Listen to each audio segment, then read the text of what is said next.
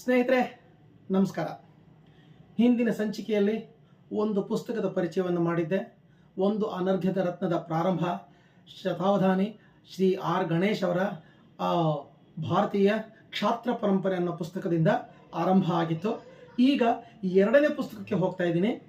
ಎರಡನೇ ಪುಸ್ತಕಕ್ಕೆ ಹೋಗೋದಕ್ಕಿಂತ ಮುಂಚೆ ತಮ್ಮಲ್ಲಿ ಒಂದು ಸಹೃದಯ ಕಳಕಳಿಯ ಪ್ರಾರ್ಥನೆ. ನನ್ನ ಹಿಂದಿನ ಪುಸ್ತಕ ಪರಿಚಯಕ್ಕೆ ನೀವು ಬೆಂಬಲವಾಗಿ ನಿಂತು ಯಾವ ಪುಸ್ತಕವನ್ನು ನೀವು ಓದಿದಿರಿ ದಯವಿಟ್ಟು ಕಾಮೆಂಟ್ ಬಾಕ್ಸಲ್ಲಿ ತಿಳಿಸಿ ಅಂತ ಬೇಡ್ಕೊಳ್ತಾ ಇವತ್ತಿನ ಸಂಚಿಕೆಗೆ ಕಾಲಿಡ್ತಾ ಇದ್ದೀನಿ.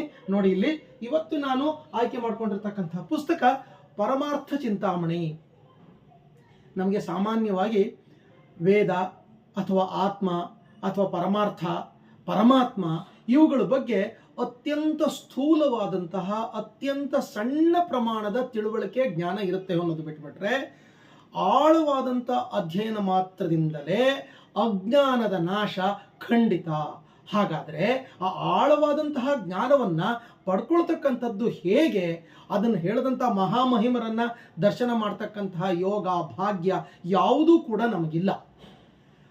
ಆದರೆ ಅಂತಹ ಭಾಗ್ಯದ ಬದಲಾಗಿ ಒಂದು ಪರ್ಯಾಯ ವ್ಯವಸ್ಥೆ ಇದೆ. ನೋಡಿ, ನಾನು ಕೈಯಲ್ಲಿ ಹಿಡ್ಕೊಂಡಿರ್ತಕ್ಕಂತಹ ಪುಸ್ತಕ ಪರಮಾರ್ಥ ಚಿಂತಾಮಣಿ. ಇದನ್ನು ಬರೆದಿರ್ತಕ್ಕಂಥವ್ರು ಯಾರು? ಶ್ರೀ ಸಚ್ಚಿದಾನಂದೇಂದ್ರ ಸರಸ್ವತಿ ಸ್ವಾಮಿಗಳು. ಎಲ್ಲಿ ಪ್ರಕಾಶನ ಆಗಿದೆ? ಆಧ್ಯಾತ್ಮ ಪ್ರಕಾಶನ ಕಾರ್ಯಾಲಯ. ಎಲ್ಲಿ ಸಿಗುತ್ತೆ? ಇಲ್ಲೇ ಬೆಂಗಳೂರಲ್ಲೇ ಸಿಗುತ್ತೆ, ಅವರ ಕಾರ್ಯಾಲಯದಲ್ಲೇ ಸಿಗುತ್ತೆ. ಅತ್ಯಂತ ಕಡಿಮೆ ಬೆಲೆಗೆ ಈ ಪುಸ್ತಕ ಸಿಗುತ್ತೆ. ಹಾಗಾದರೆ ಈ ಪುಸ್ತಕದಲ್ಲಿ ಏನಿದೆ?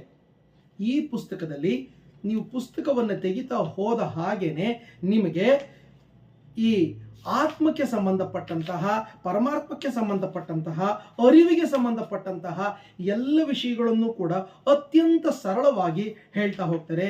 ಯಾವ ವೇದಾಂತ ದರ್ಶನವನ್ನು ನಾವು ಯಾಕೆ ಓದಬೇಕು, ವೇದಾಂತ ಜ್ಞಾನದ ಪ್ರಯೋಜನ ಏನು, ಅದರ ಮಹಿಮೆ ಏನು, ಪರಮಾರ್ಥ ವಿಚಾರವನ್ನು ಯಾಕೆ ತಿಳ್ಕೊಳ್ಬೇಕು, ಏನೇನು ಅವಸ್ಥಾ ತ್ರಯಗಳು ಅಂತಂದ್ರೆ ಏನು, ಅವುಗಳ ರೂಪರೇಖೆ ಏನು, ಮುಖ್ಯ ತೀರ್ಮಾನಗಳು ಏನು, ಆತ್ಮ ಏನು, ಆತ್ಮದ ಪ್ರಭಾವ ಏನು, ಆತ್ಮದ ಅರಿವಿನಿಂದ ನಮಗಾಗ್ತಕ್ಕಂಥ ಪ್ರಯೋಜನಗಳೇನು, ಇವೆಲ್ಲವನ್ನೂ ಕೂಡ ಅತ್ಯಂತ ವಿವರವಾಗಿ ಮತ್ತು ಅತ್ಯಂತ ಸರಳವಾಗಿ ನನ್ನಂಥ ಪಾಮರಿಗೂ ಕೂಡ ಅರ್ಥವಾಗುವಂತಹ ಭಾಷೆಯಲ್ಲಿ ವಿವರಣೆಯನ್ನು ನೀಡಿ ನಮ್ಮಂಥವರ ಪಾಲಿಗೂ ಇದು ಕೈಗೆ ಎಟಕುವಂತಹ ರತ್ನವನ್ನಾಗಿ ಮಾರ್ಪಡಿಸಿದ್ದಾರೆ ಸ್ವಾಮೀಜಿಯವರು.